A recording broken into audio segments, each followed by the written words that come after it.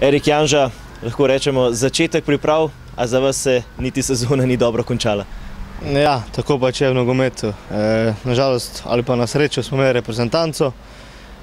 Bili smo v Ukrajini, izgubili 2 tekmi, vendar pokazali 2 dobri predstavi, tako da mislim, da bo še dobro do začetka kvalifikacij za Evropsko prvenstvo.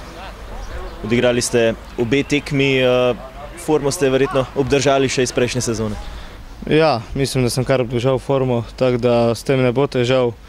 Zdaj v reprezentanci smo tudi malce imeli na začetku močnejše treninge, tako da mislim, da sem kar optimalno pripravljen že, vendar sledijo še težke treninge, tako da bo.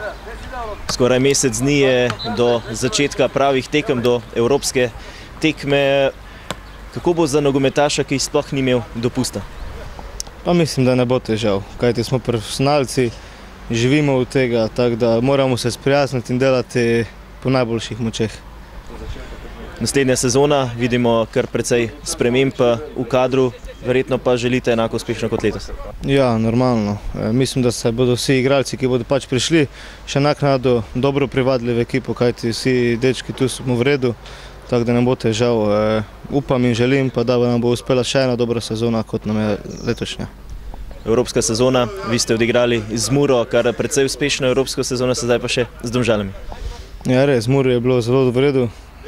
Prišli smo do zadnje stopničke, vendar tam nas je čakal močan Lazio.